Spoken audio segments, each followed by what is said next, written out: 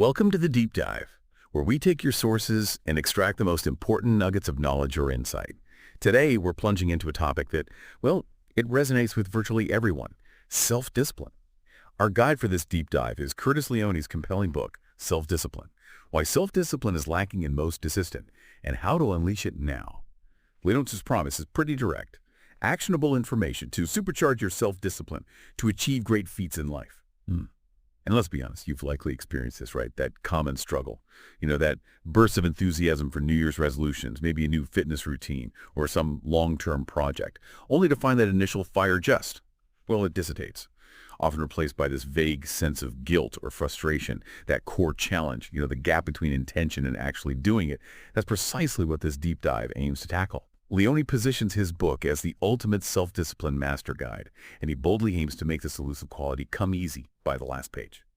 So if you've ever set a goal full of passion, only to watch that initial drive slowly diminish, you are exactly who this deep dive is for. We're here to help you unpack Leone's insights and, hopefully, build a more resilient you. Yeah, and what's truly fascinating here is Leone's immediate recognition of this. It's a universal struggle, isn't it? We all have dreams, aspirations, goals, often quite ambitious ones. But that chasm between having those intentions and actually, consistently executing on them, that's where most of us falter. He points directly to what he sees as the core issue: a lack of determination, strong will, and the power to control emotions, desires, and feelings that derail your goals. And this isn't just about willpower, that sudden burst that gets you to sign up for the gym. No, Leone argues it's about cultivating something deeper, much more sustained, a capacity to truly master our thoughts, our internal emotional landscape, our impulses. It's about exercising something far more robust: perseverance, endurance, day in and day out.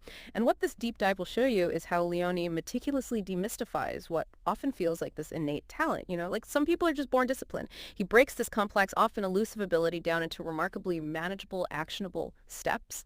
He is essentially peeling back the layers, showing us that self-discipline isn't some fixed trait you either have or you don't. It's a skill. It's learnable, cultivable. It's about consciously building those internal muscles, those neural pathways that let you guide your actions and stick to your path, especially when the initial excitement is gone and things get tough. Okay, let's unpack that definition first then, because clarity here seems absolutely crucial. When Curtis Leone talks about self-discipline, what exactly is he referring to? How does he want us to understand this core concept? He gives a very concise definition, but it's quite comprehensive. Fundamentally, self-discipline is the control you exert over yourself, your emotions, feelings, behaviors, actions, and thoughts. Think about that for a second. It's not external rules, it's internal control, mastery over your own inner world.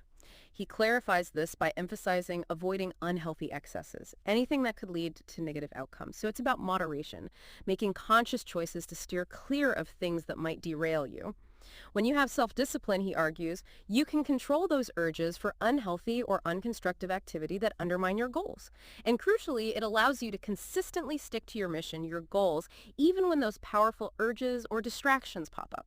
So if you're listening right now, just imagine, what would it feel like to consistently control those automatic urges, those desires for instant gratification, and just relentlessly stay focused on your mission? It sounds incredibly powerful, doesn't it? It suggests a level of mastery, like being truly in the driver's seat of your own life, not just pulled along by whims or external stuff. That definition, especially the controlling urges part, it immediately makes me think of willpower. In everyday chat, people use those terms almost interchangeably. Is Leone saying they're the same, or is there a critical difference we really need to grasp? Because that distinction could be a real game changer. This is where it gets really interesting, actually. And yes, Leone provides a critical distinction. It completely separates them. He says they're related, definitely, both essential for getting things done, but they serve different complementary purposes. Okay, let's start with willpower.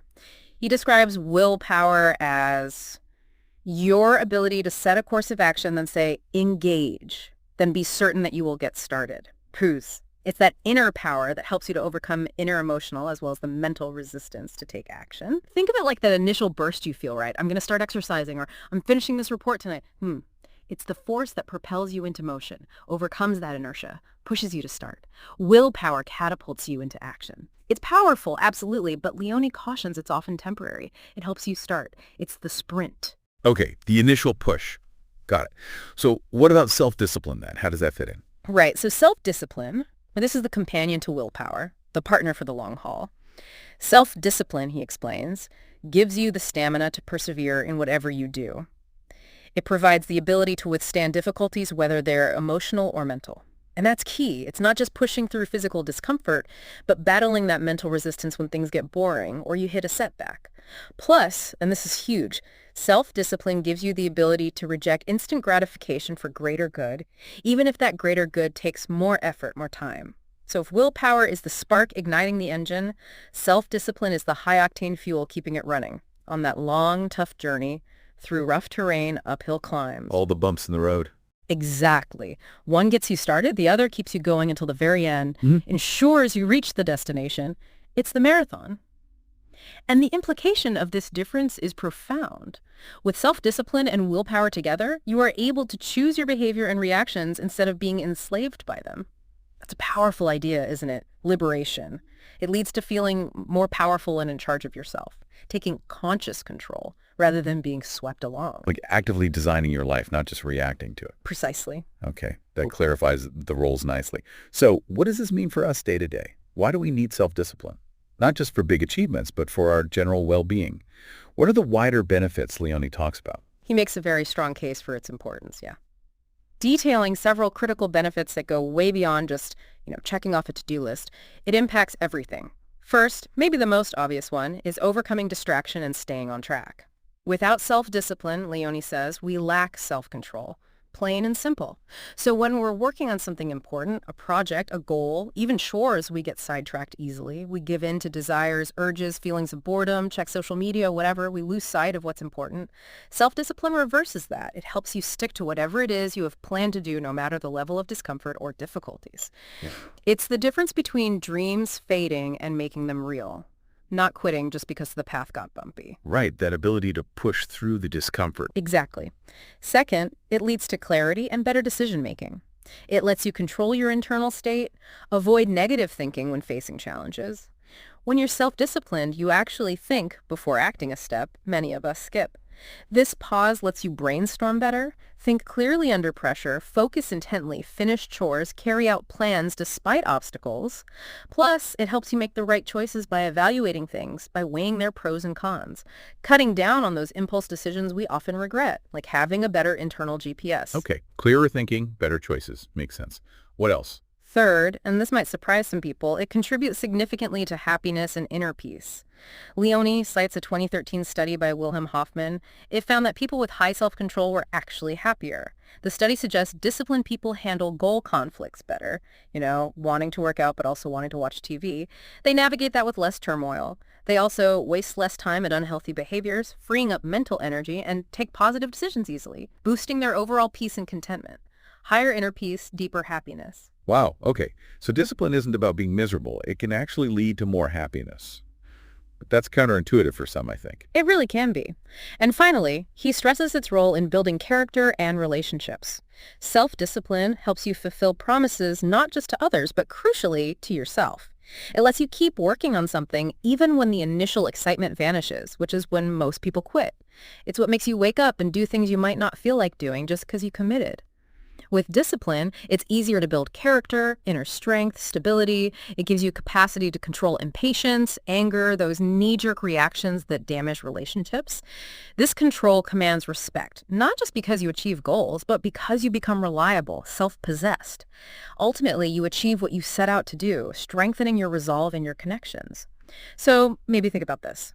The last time you felt overwhelmed or stuck or regretted an impulse, could stronger self-discipline have changed that outcome, prevented it even? That's a powerful question. Leone argues nurturing this habit isn't just about achieving more. It's transformative for experiencing greater peace, clarity, and effectiveness everywhere in life. Okay, we've established how vital self-discipline is for goals, well-being, peace, everything. But if it's so amazing, why does Leone say it's lacking in most of us? What are the key culprits he points to? Why is this such a widespread challenge? He identifies several powerful reasons, often interconnected, and he starts with a really fundamental misconception that can hold us back right from the start. First, And this is a huge reframing. Self-discipline is not an inbuilt ability. This is so important. It's not something you're born with. It's something you work on and develop. Think about what that changes. For years, maybe you thought, oh, I'm just not disciplined, like it's a fixed flaw, like eye color. Like you're just wired that way. Yeah, exactly. Leone says that's like saying you're not a cycling person because you haven't practiced, or not a musician because you haven't learned. This reframes it completely. It moves discipline from a fixed trait to a learnable skill, something anyone can build, regardless of past struggles. That's empowering. Takes away the destiny excuse. Totally. The disciplined people we admire, they worked at it. Those who lack it, they just need to put in the effort, like any skill. Second, he points to negative mental and emotional programming. Not all of us have positive mental programming, right? Throughout life, many go through terrible incidents or experiences criticism, setbacks, absorbing negative beliefs. These shape negative thinking patterns, which then shape negative behaviors that prevent self-discipline. Think how this works. Maybe told you weren't good enough or failed repeatedly, ingraining a belief you can't succeed. So past experiences literally wire you against trying. In a way, yes. Leone suggests these create deep neural pathways, programs triggering self-doubt, fear, procrastination when you try. Your brain runs old software. Don't bother. You'll fail. Stay safe. It's not just lack of willpower. It's active internal resistance from conditioning. Overcoming this means rewriting those old scripts. Third, negative environments. These play a huge role. Leone stresses that a positive, supportive environment is basically mandatory for developing discipline and willpower.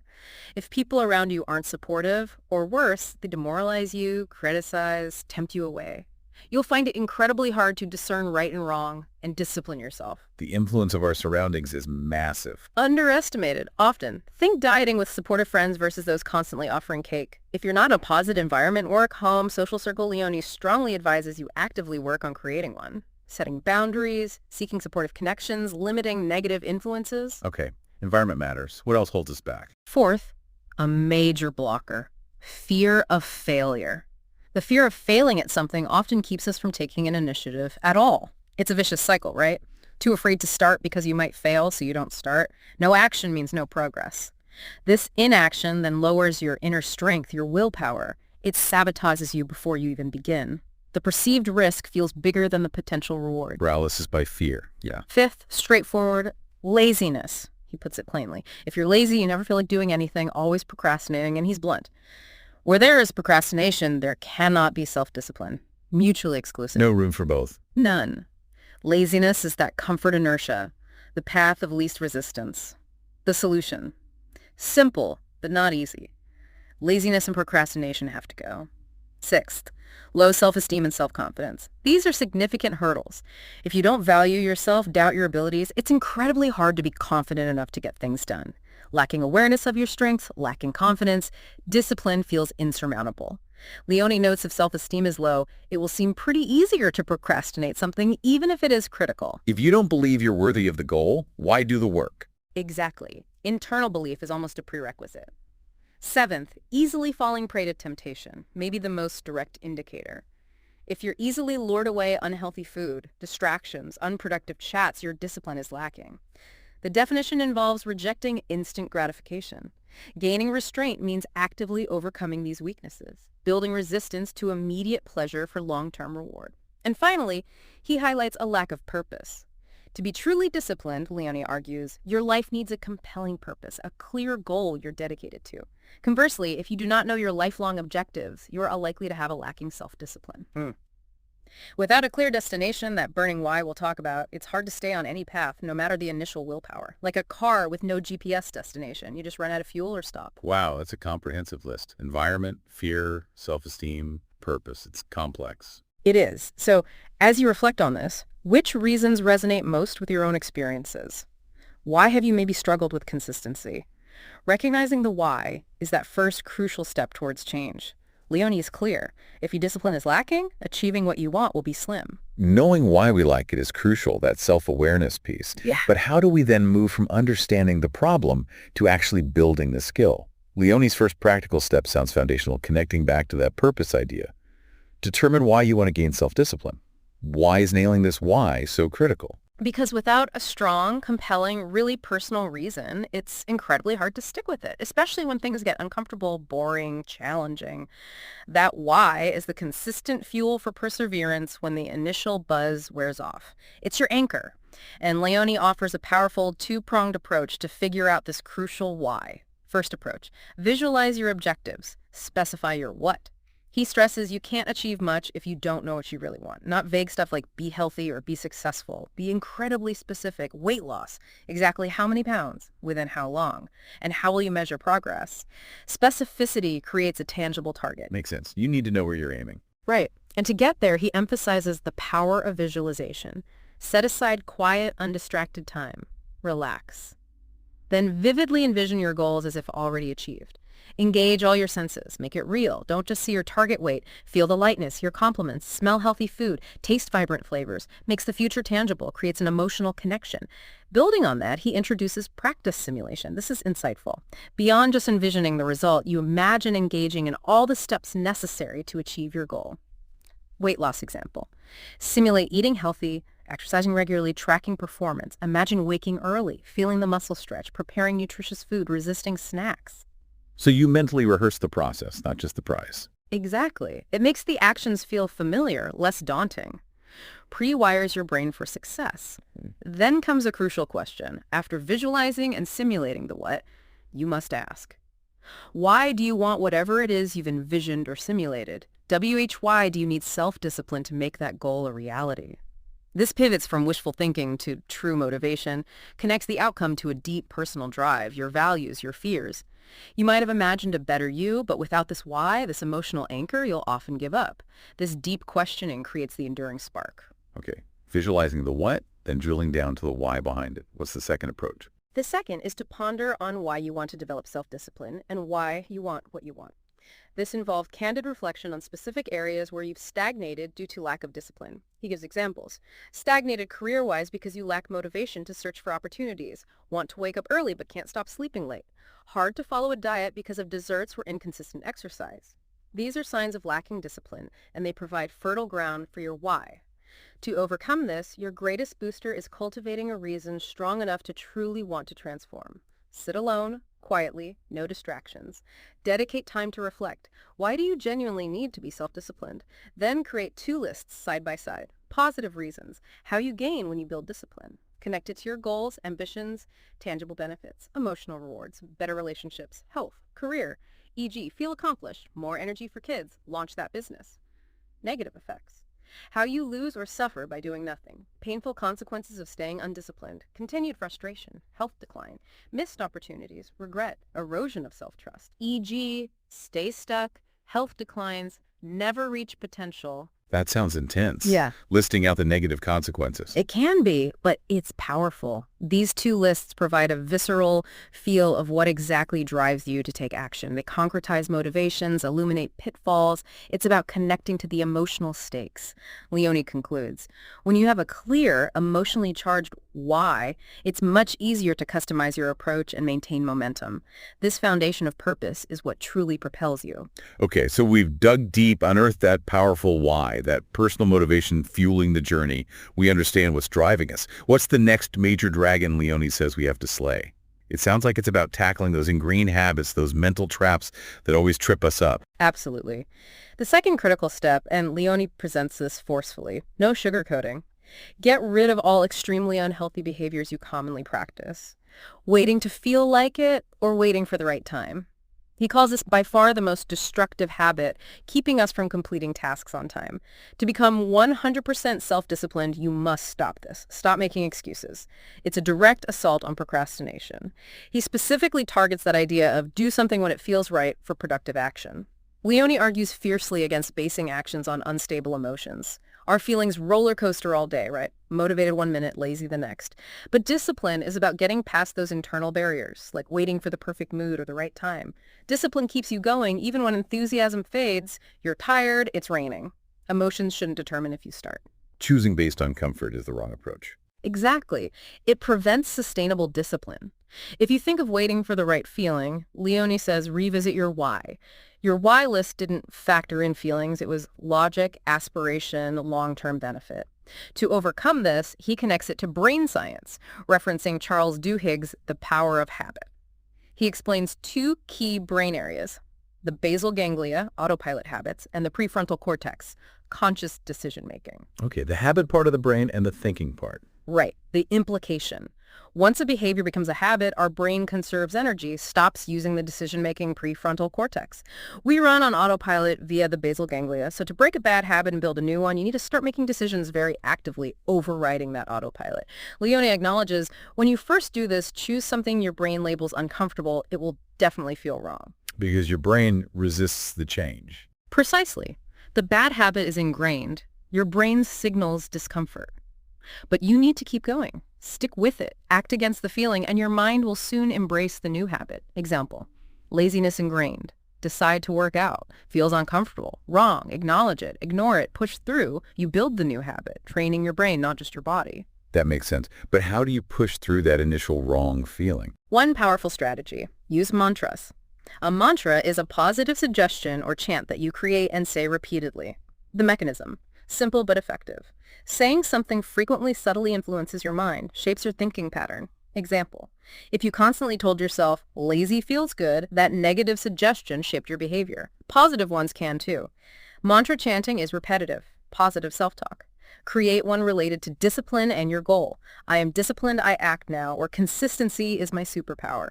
Chanted day in and day out until you feel that whatever you say is the ultimate truth. Embeds the new belief subconsciously. Practical tip. Print copies. Put them everywhere you'll see them. Fridge, mirror, phone, car, office. Pervasive exposure, constant positive self-instruction. Mantras as mental reprogramming tools. Interesting. What else? Complementing mantras. Dump your habit of making excuses. Tied directly to procrastination. Can't build discipline if you constantly make excuses. Reason many struggle. Likely making excuses for not starting, not following through. Common excuses, can't jog, partner isn't coming, won't go to gym for 30 months, want to go for an hour next time. Just self-serving excuses for comfort. To transform, be very honest with yourself to determine real reason why you don't want to do something. Then gives a stinging example. Instead of won't jog too cold, tell yourself the unvarnished truth. I am not going jogging because I am extremely lazy and lack the will to do something healthy. Ouch. That's blunt. It is. But Leone argues that radical honesty jolts you. It pinches you and makes you realize your wrongs. Nobody wants to admit they're lazy or weak-willed. That realization pushes you out of your self-defined comfort zone of laziness to prove yourself wrong. Consistently practice this radical honesty and you eliminate the excuse habit, building internal accountability. So confront the excuses head on with brutal honesty. Exactly. Reflect on how often you wait for the right time or make subtle excuses. This challenges us to embrace honesty in action regardless of feelings, taking back control from the comfort-seeking brain. Okay, so we've got our why. We're confronting excuses, committed to acting regardless of feelings. What's next for making discipline real? Sounds like we need a concrete roadmap, right? Something to guide us consistently. Precisely. Leone emphasizes the absolute necessity of creating and executing an action plan.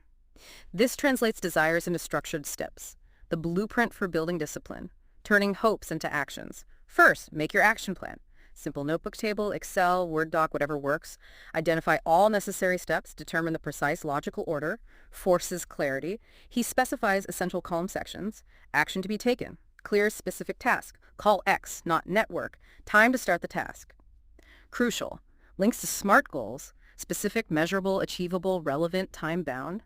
Setting a start time cultivates punctuality, regularity foundational for discipline, potential problems you can face, proactive foresight, what might go wrong, strategies you can adopt for overcoming your issues, brainstorm solutions for each potential problem before it happens, transforms anxiety into strategy, progress report, track advancements, see work accumulating visually, then meticulously fill these columns for your specific goal. So it's way more than a simple to-do list. It's a strategic battle plan against procrastination. Absolutely. It formalizes commitment, turns vague wishes into concrete actions. That detail, especially anticipating problems, seems key. It suggests discipline isn't just brute force, but methodical planning. That's really interesting. It anticipates the bumps.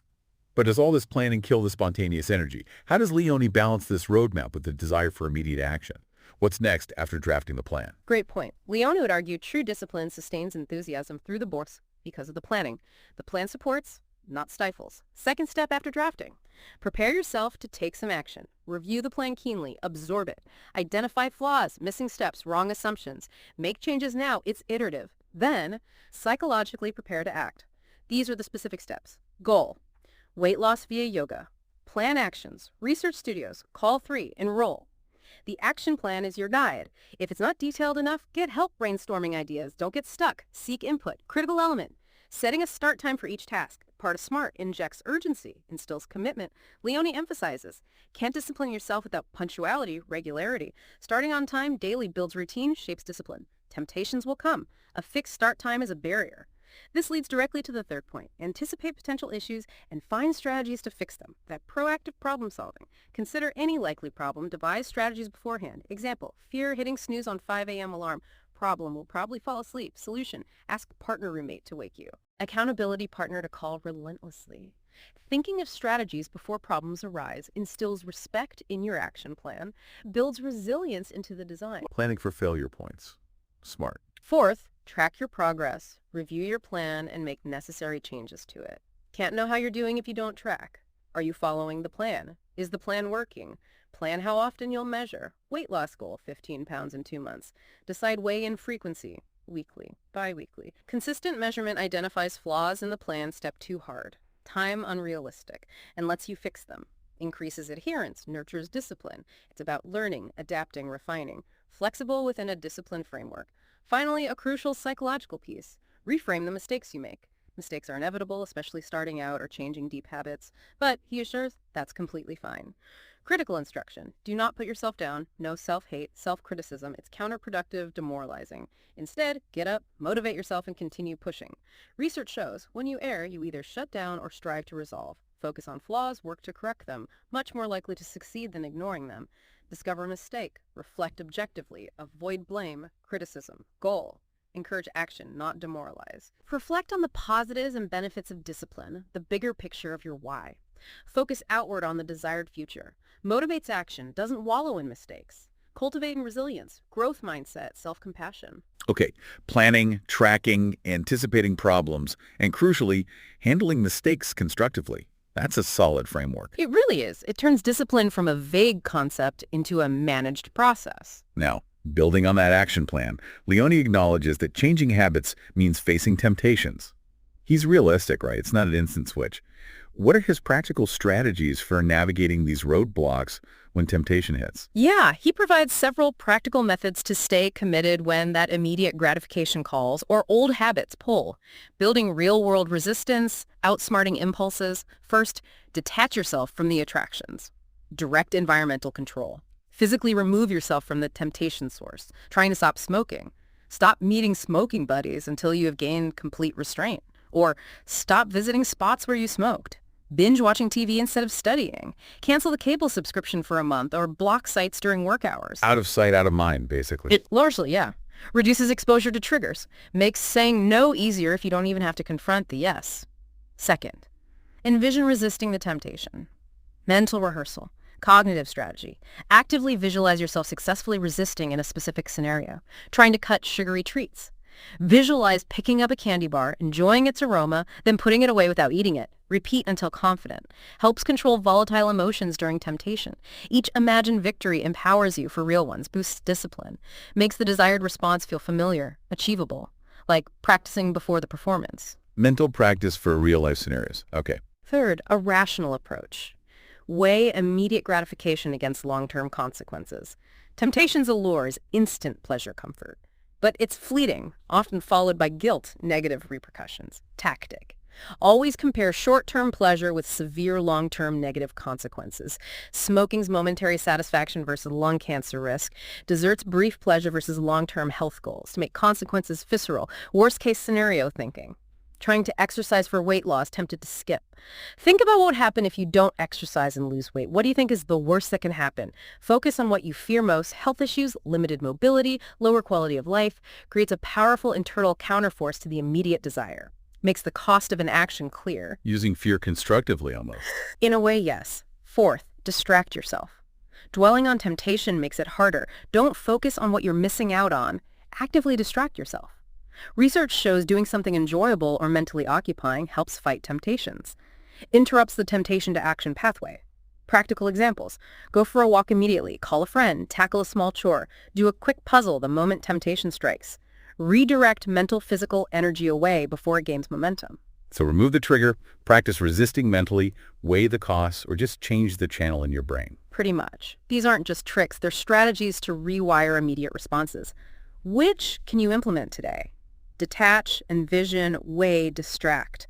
Actionable tools ready to use. So self-discipline isn't just about cutting things out or rigid plans. Leone highlights motivation and nurturing oneself. This acknowledges the human side, mistakes, setbacks, wanting to give up. How does he suggest we keep going when things get tough? This chapter is crucial. Acknowledges the human journey slip-ups, plateaus, wanting to quit. Shifts focus from pure restriction to positive reinforcement and self-care as fundamental pillars. Discipline isn't just effort, it's intelligent self-management. First, motivating yourself through strategic rewards. Motivate yourself every step. Accomplish a goal contributing to discipline. E's and G, stuck to workout week, finish project milestone. Praise and reward yourself. Crucial rule. Reward must not be something you're trying to resist. Right, don't reward losing 5 pounds with cheesecake. Exactly. Leone suggests, buy a new dress, showing off your figure. Get a massage, a new book. Reinforces positive behavior, motivates you not to give up. Supported by research. Can't stay committed without motivation. Rewards aren't indulgence, they're strategic for long-term commitment, creating a positive feedback loop. Second, equally vital, take care of yourself through physiological nurturing. How physical well-being impacts mental resolve, capacity for discipline, holistic view. Starts with stabilizing blood glucose. Studies link low fluctuating blood sugar to diminished discipline. Why you might give up dieting if starving or snap when hangry. Hunger makes focusing hard, leads to grumpiness, irritability, pessimism. Reduces self-control, increases giving in to temptation, it's impulsive choices. So being hungry literally makes you less disciplined. It does.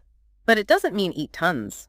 Goal is stable blood sugar. Avoid peaks and crashes. Recommends eating healthy protein and fats regularly in small amounts. Consistent, measured intake keeps energy even, supports sustained self-control, cognitive function, clean fuel for your brain. Next, sleep well. Critical. 7-8 hours for most adults, essential for developing, maintaining discipline. Research. Less sleep waters down your ability to stay focused. Impairs decision-making, impulse control, emotional regulation, like running software on a drained battery. Practical tips for sleep. Lavender tea. Twice daily, especially hour before bed, calms nervous system, dim the lights, bright lights disrupt melatonin production, sleep hormone, maximize melatonin, dark room well before bed. The darker the room, the better. Comfortable bed. Uncomfortable bed, hindering sleep.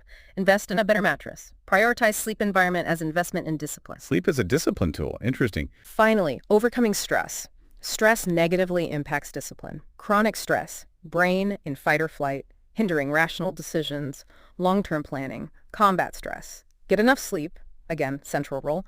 Exercise regularly, powerful tool. Regulates stress hormones, cortisol down. Boosts mood hormones, serotonin up. Less stress, better able to stick to plans, control desires, be disciplined. Studies show regular exercisers are more disciplined. Committing to workouts builds the same discipline pathways. So it's not just grit. It's managing blood sugar, sleep, stress, nurturing the foundation. Absolutely. Discipline often portrayed as sheer willpower, Leone clarifies. Physical, mental well-being are fundamental pillars. How are you nurturing your foundation to ensure your discipline muscle has the energy, clarity, resilience it needs? Okay, to wrap all these strategies up, the why, the action plans. Nurturing yourself, Leone offers specific exercises, practical, real-world challenges to test and build discipline simultaneously, like weightlifting for willpower. What are some of these tangible ways to strengthen that muscle? These are fantastic, yeah. Tangible ways to apply everything, building control over impulses in real time.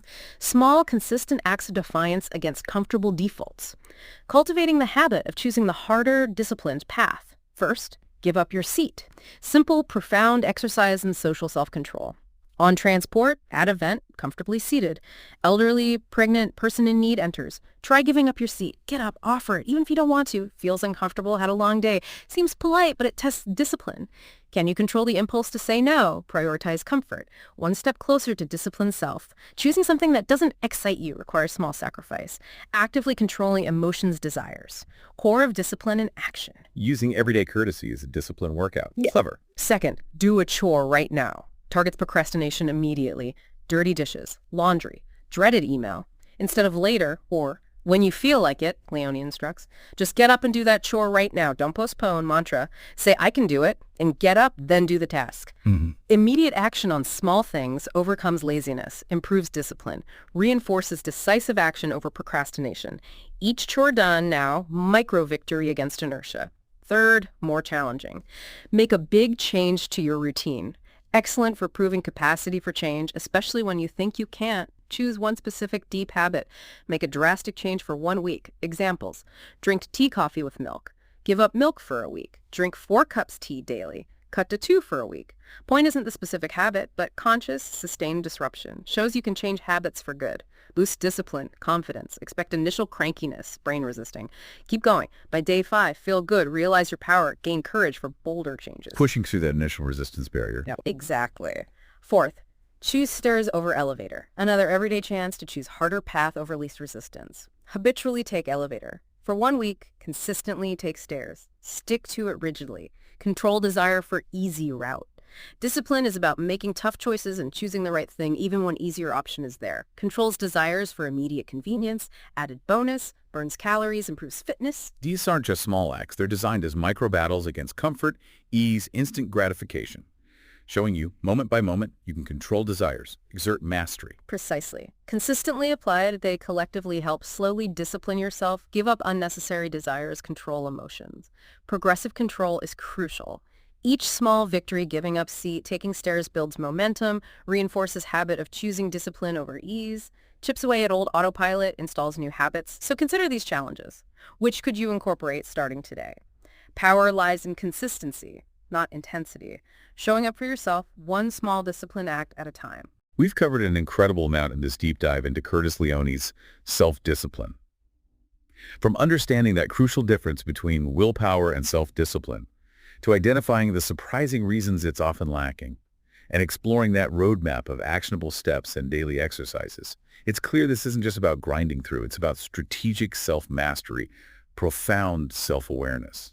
Yeah, this deep dive really highlights that self-discipline isn't some mystical trait you're born with. It's a muscle, a skill, cultivated through self-awareness, planning, practice, even self-nurturing. Leone's work provides a comprehensive roadmap, transforming intentions into realities, leading to greater peace, happiness, accomplishment, building a better internal operating system. So what does this all mean for you, our listener, stepping away from this? Leone says by the end of his book, self-discipline will come easy to you.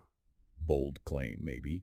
But the practical tools he gives, visualizing why, reframing the stakes, daily challenges they're clearly designed to make cultivating this skill more accessible, less daunting, more natural. A journey from struggle to ease through methodical effort. And here's a final thought. If self-discipline truly is a muscle that grows with consistent exercise, consider how cultivating this inner strength might not only help you achieve goals, but fundamentally change your relationship with yourself, turning you from a passive participant into your life's active, empowered architect. What might your life look like if your behavior was truly enslaved by nothing but your chosen aspirations, instead of fleeting urges or ingrained habits? Imagine that freedom, consistently choosing to act in alignment with your highest self.